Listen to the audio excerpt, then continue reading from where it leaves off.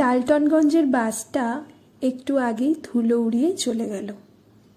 এখন অনেকক্ষণের জন্যে চাঁদোয়া গ্রামে আর কোনো শোরগোল নেই। বর্ষার বেলা আকাশে রাশ রাশ মেঘ জমেছে।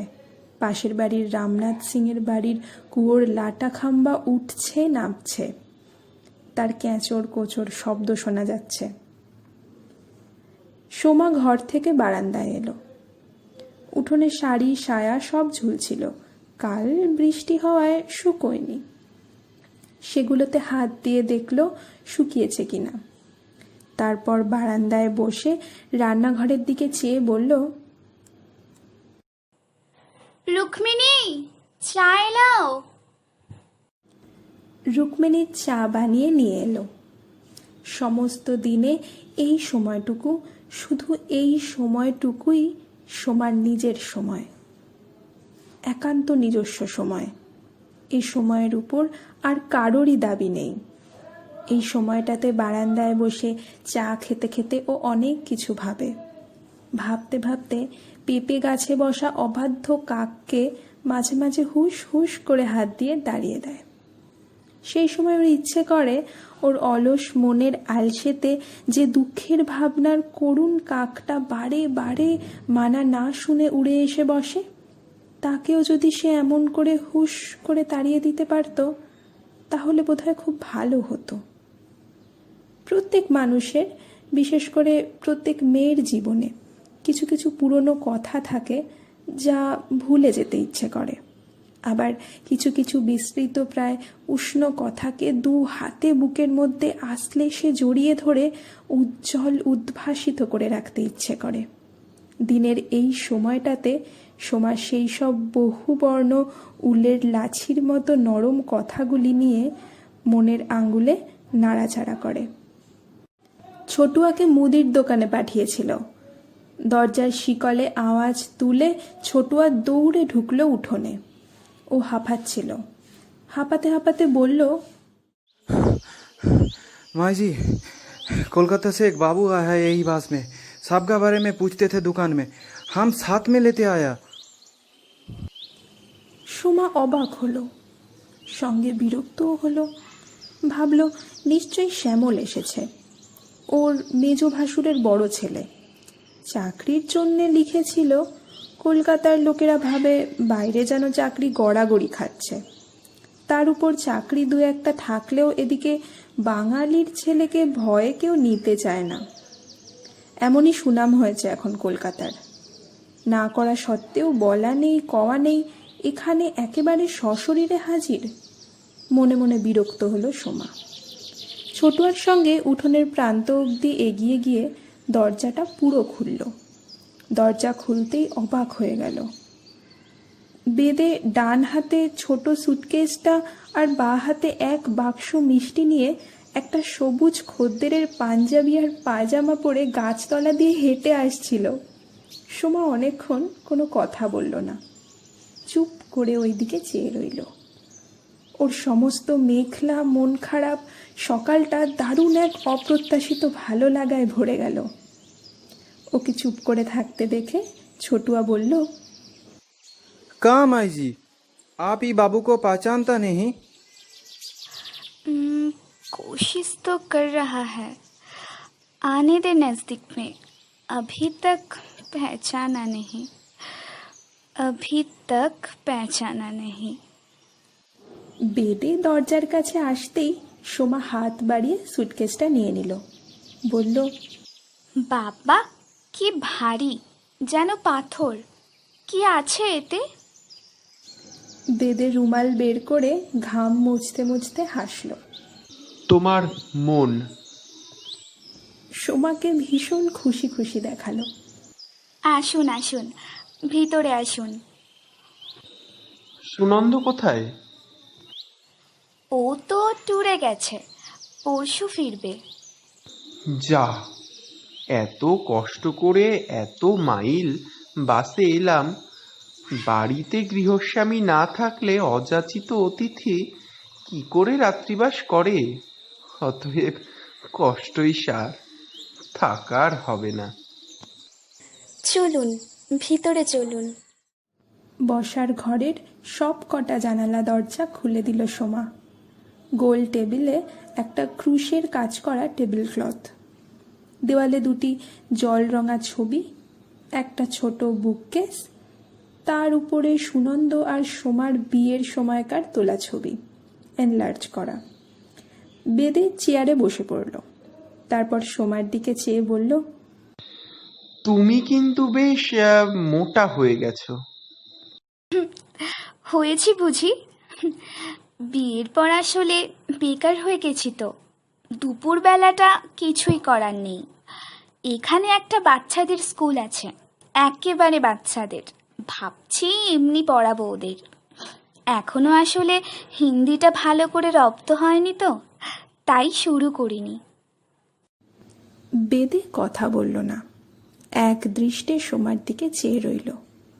তারপর আস্তে আস্তে বলল, তুমিও একেবারে বাচ্চা, বড় ছটফট করছো। স্থির হয়ে বসো তো, কতদিন তোমাকে দেখিনি, একটু ভালো করে চেয়ে দেখি তোমাকে। সোমা বসল উল্টো দিকের চেয়ারে, স্থির হয়ে বসল, কিন্তু মুখে বলল, থাক, আর বেশি দেখতে হবে না। অসভ্য, আমার চিঠির উত্তর দেননি কেন? কি কথা বলছেন না যে? উত্তরে এত কিছু লেখার ছিল যে অনেক রাতের ঘুম নষ্ট করেও উত্তরের খসড়াটা ঠিক হলো না। তাই ভাবলাম তোমার কাছে চলেই আসি, নিজে গিয়েই উত্তরটা দিই। একা এলেন যে, মিলুদিকে নিয়ে এলেন না কেন? বেদে হঠাৎ শুকনো মুখ তুলে তাকালো। একা এসেছি বলে কি তুমি খুশি হওনি? হয়নি তোমার, তোমার মিলুদিও নেই, সুনন্দও নেই। সেখানে তোমার একার কাছে আমি কি থাকতে পারি? লোকে কি বলবে? ভয় নেই, আমি বিকেলের বাসেই চলে যাব। আহা, আমি যেন তাই বলেছি। গলার স্বরে কেমন একটা বিষাদ ফুটল, কিন্তু গলার স্বর শুনে একথা মনে হলো না যে বেদে থাকলেও খুশি হয়। অথচ বেদে আশাতে যেও খুশি হয়েছে, সেই খুশিতেও কোনো ফাঁকি ছিল না। বেদে মুখ নিচু করে সুটকেসটা খুলল, বলল, তোমার জন্যে একটা শাড়ি এনেছি, আজ স্নান করে এটা পরো, বুঝেছ? গতকাল তোমার জন্মদিন ছিল, তাই না? গতকালই আমি আসতে চেয়েছিলাম, কিন্তু রাঁচির কাজ শেষ হলো না কিছুতেই। কেন আনলেন? কেন, তুমি জানো না? না। হ্যাঁ, তুমি জানো, তুমি সবই জানো। তবু বারে বারে নতুন করে পুরনো কথাটা শুনতে খুব ভালো লাগে বুঝি? না। জানো সোমা, মাঝে মাঝে আমার ভারী অবাক লাগে। যা সত্যি কেন তা স্বীকার করনি তুমি কোনোদিন? স্বীকার করলে কি তুমি আমার কাছে ছোট হয়ে যেতে? সোমা মুখ নিচু করে বসে রইল। বেদে খোলা জানলা দিয়ে বাইরের মেঘলা আকাশ ও পাশের সবুজ শালবনে চেয়ে রইল। একটা শালিক পাখি জানালার কাছের সবুজ আগাছায় ভরা লাল মাটির ফালিটুকুতে সরে সরে বসতে লাগলো। ওই দিকে চেয়ে বেদে নিস্তব্ধ হয়ে বসে রইল। একসময় সোমা বলল, আমি আপনার চাটা নিয়ে আসছি, আপনি বসুন। বাইরে পাতায় পাতায় অলস হাওয়ার পায়ের শব্দ শোনা যেতে লাগলো। বেদে বলল, না, আমি তো একটু পরেই চলে যাব। আমি যতক্ষণ থাকবো তুমি আমার সামনে বসে থাকবে, এক মুহূর্তের জন্যেও আমার চোখের সামনে থেকে সরবে না। আমি কি এত দূরে তোমার বাড়িতে চা খাবার জন্য এসেছি? না, আপনি এরকম করবেন না বেদেদা, আমি এক্ষুনি আসছি। আমারও তো ইচ্ছা করে আমি আপনার জন্য একটু কিছু করি। বেদে জবাবে কিছু বলল না।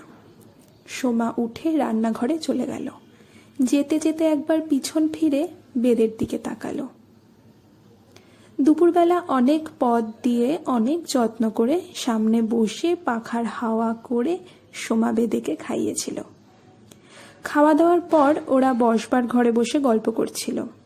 সোমা চান করে উঠেই বেদে যে শাড়িটা এনেছিল সেটা পরেছিল, একটা জরি পাড়ের ফর্সা রঙা টাঙ্গাইল।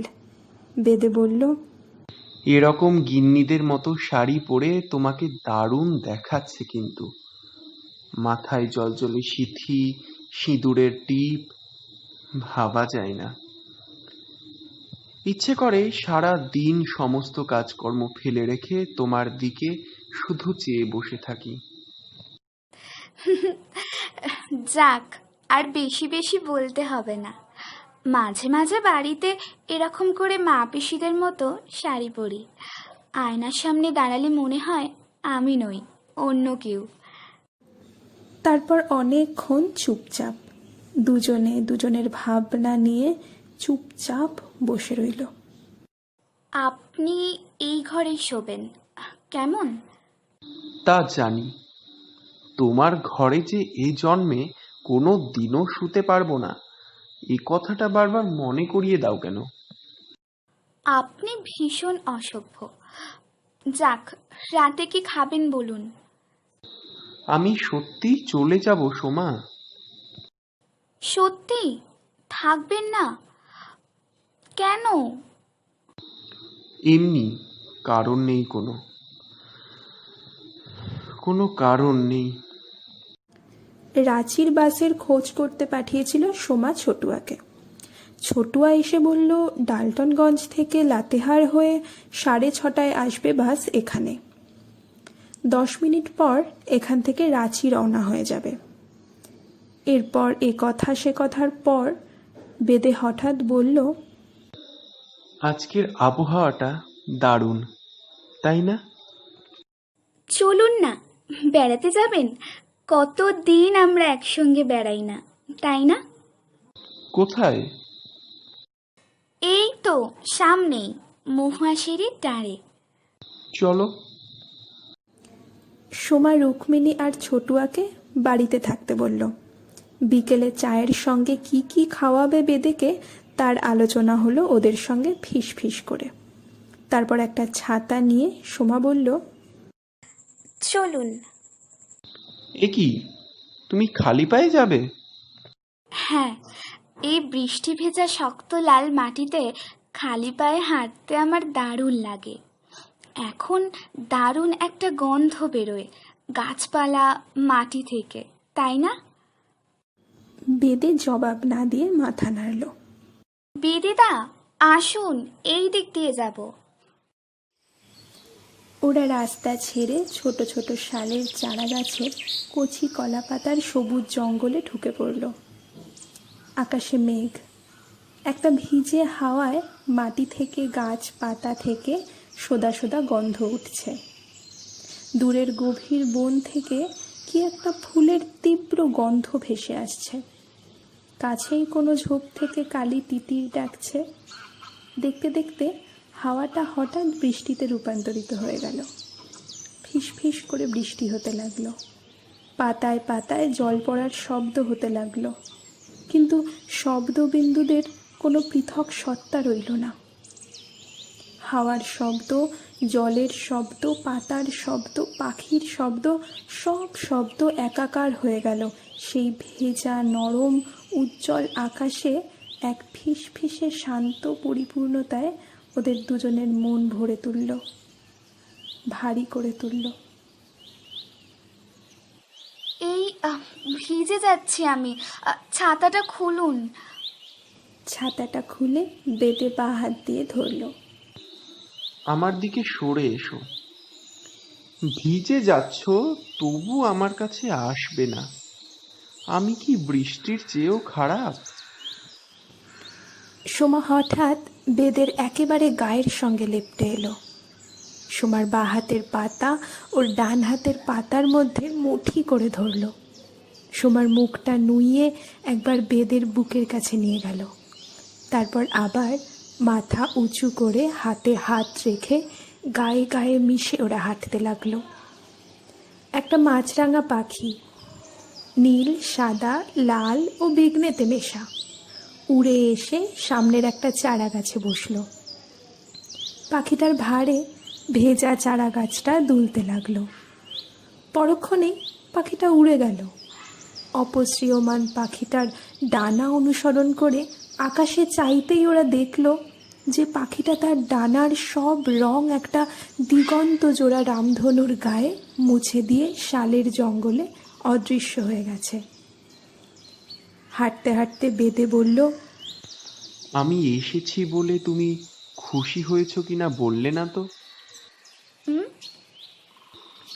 সোমা, কথা বলবে না?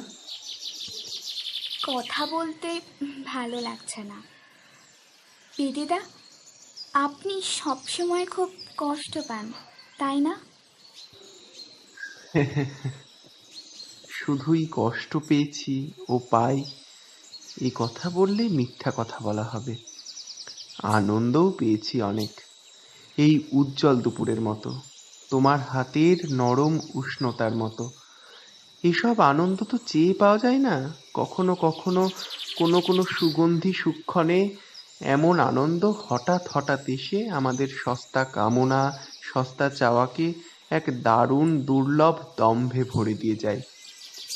জানো সোমা, আমার কেবলই মনে হয় যে ভালোবাসা দাম্ভিক নয়, সে ভালোবাসা সহজেই পাওয়া যায়। তা বোধহয় যে কেউই পেতে পারে, তাতে কোনো গর্ব নেই।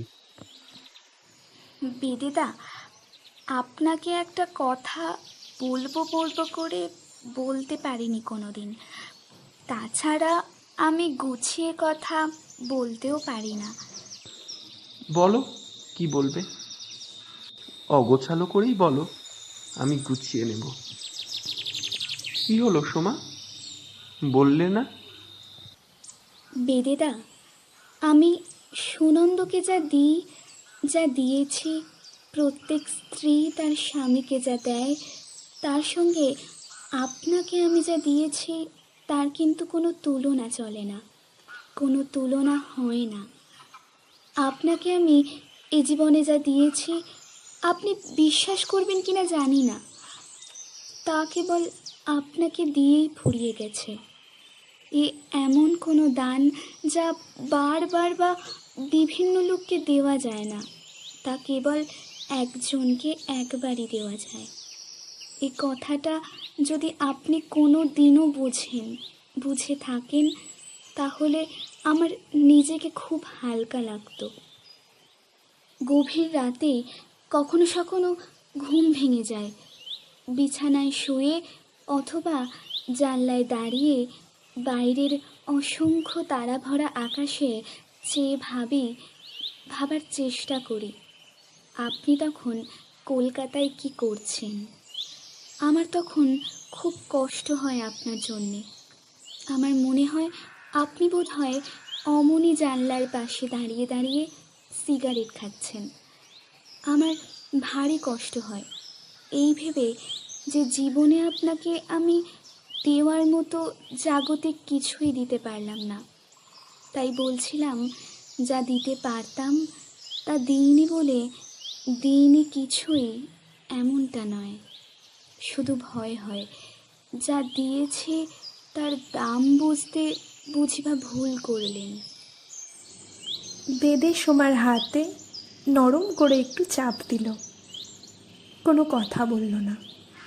মাছরাঙা পাখিটা রামধনুর সমস্ত রং আবার নিজের ডানায় শুষে নিয়ে ওদের সামনে ভেজা হাওয়ায় গ্লাইডারের মতো ভেসে বেড়াতে লাগলো।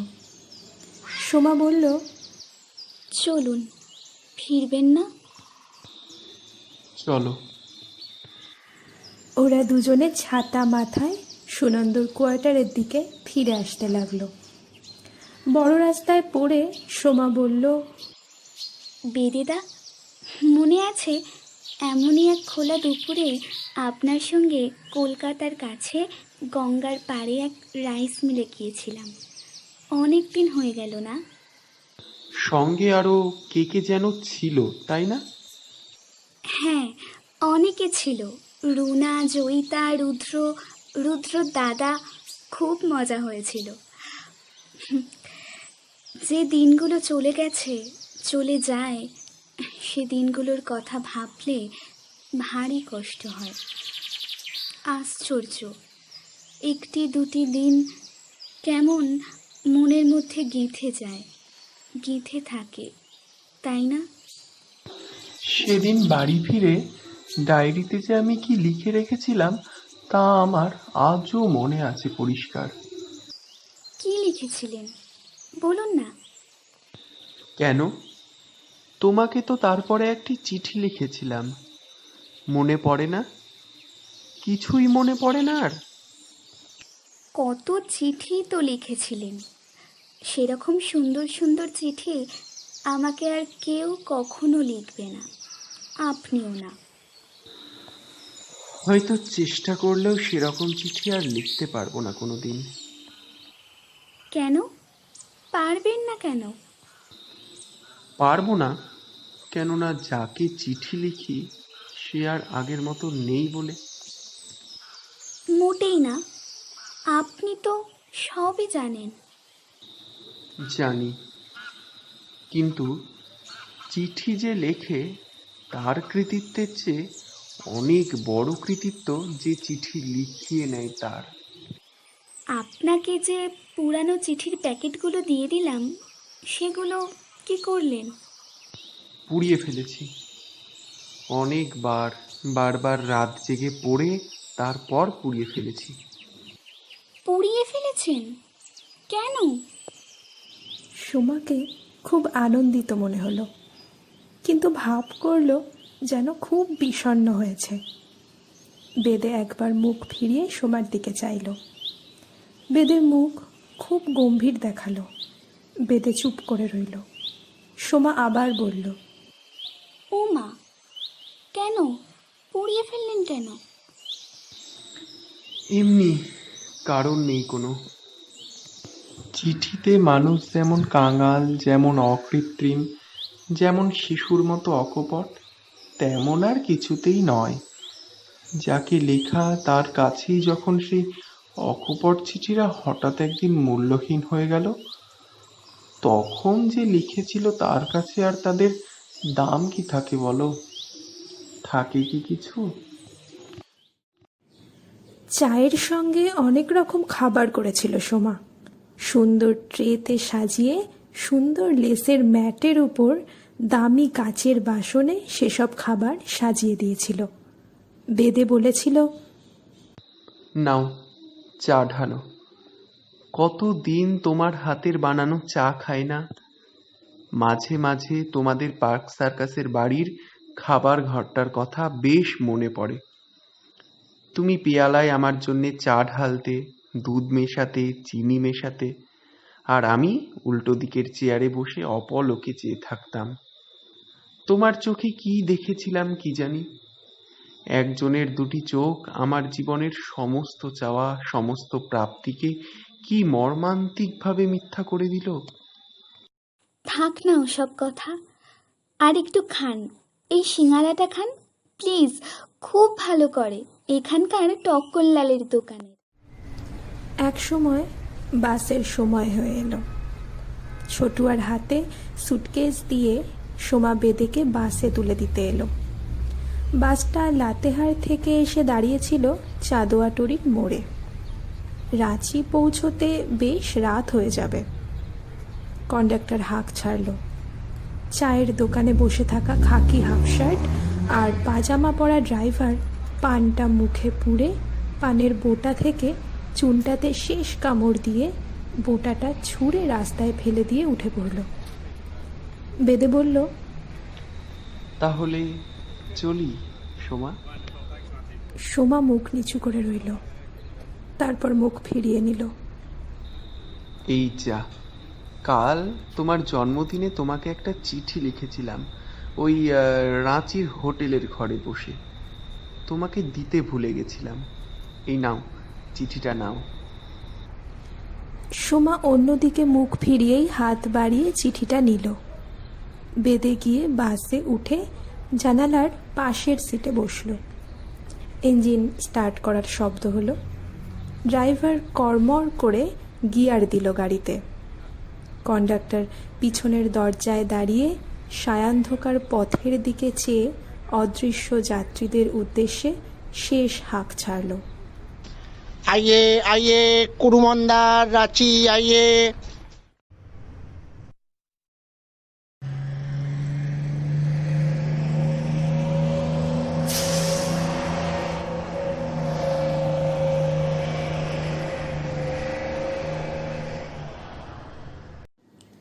সোমা হঠাৎ মুখ তুলল। বেদে সেই সায়ান্ধকারে সোমার চোখ দুটি ভালো দেখতে পেল না। বাসটা ছেড়ে দিল। তারপর বাসের লাল টেইল লাইটটা একসময় কুরুর জঙ্গলময় পাহাড়ি পথে হারিয়ে গেল। সোমা বাড়ি ফিরে অনেকক্ষণ ধরে গা ধুলো। গা ধুয়ে ঘরে এসে শাড়ি পরল। সিঁদুর টিঁদুর সেদিন আর পরতে ভালো লাগলো না। রুক্মিণী চা বানিয়ে নিয়ে এলো। সোমা বলল রেখে যেতে। ছোটুয়াকে ডেকে বলল ঘর থেকে লণ্ঠনটা নিয়ে যেতে। ও জানলার কাছে এসে দাঁড়ালো। বাইরে ছেঁড়া ছেঁড়া মেঘের ফাঁকে ফিকে চাঁদ সরে সরে যাচ্ছে। মোরব্বা ক্ষেত থেকে ঝিঝি ডাকছে।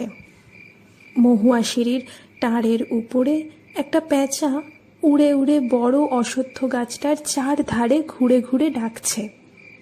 বাইরের সেই ভেজা রাতে চেয়ে একটা জানালায় দাঁড়িয়ে সোমা ভাবছিল, কেউ যা চেয়েছিল, যাকে তা দেওয়া হয়নি, তার কাঙাল মুখের কথা মনে করে ওর সমস্ত বুকটা, ওর সুখী নির্লিপ্ত মনটা ঝড়ের নিম গাছের মতো হঠাৎ এমন উথাল পাথাল করছে কেন?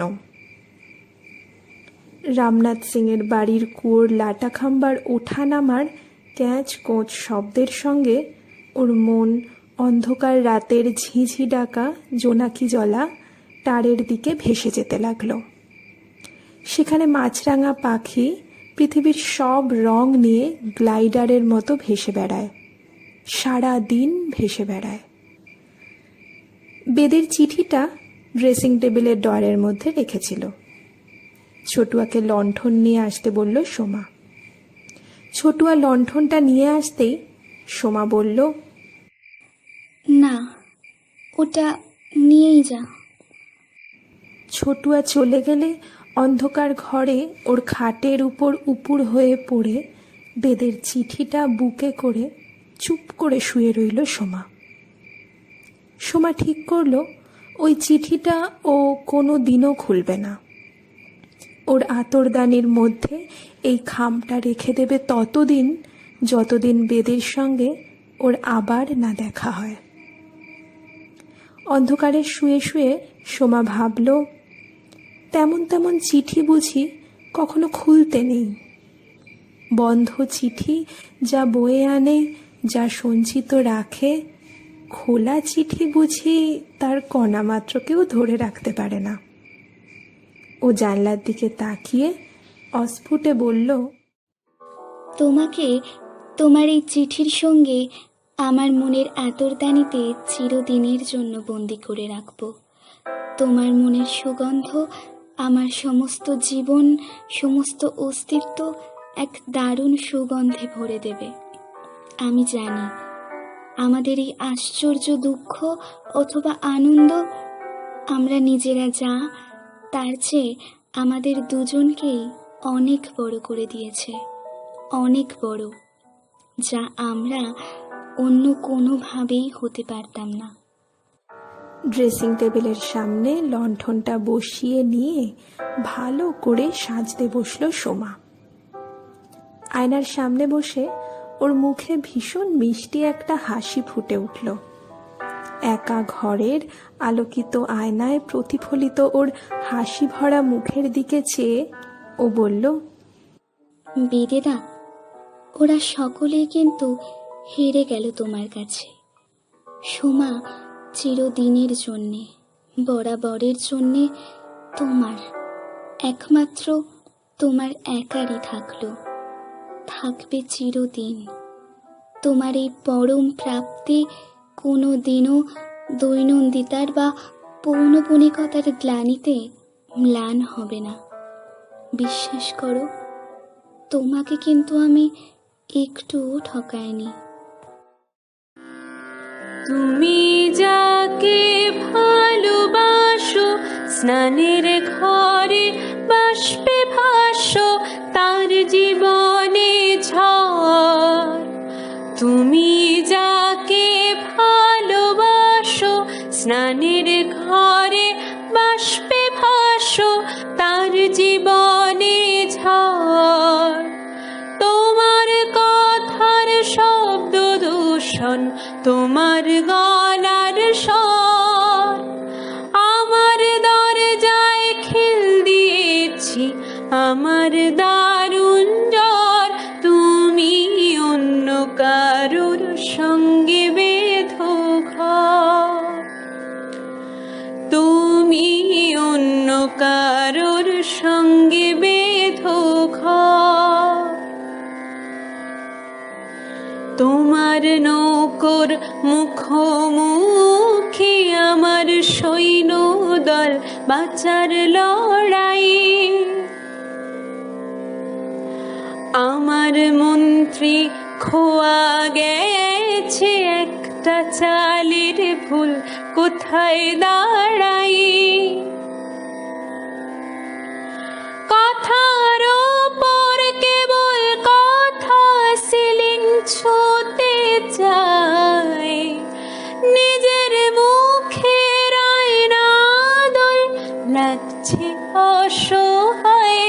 তুমি অন্য কারোর ছন্দে বেঁধো গান, তুমি অন্য কারোর ছন্দে বেঁধো গান। তুমি যাকে ভালোবাসো, স্নানের ঘরে বাষ্পে ভাসো, তার জীবনে ঝড়। তোমার কথার শব্দ দূষণ, তোমার গলার স্বর, আমার দরজায় খিল দিয়েছি, আমার দ্বার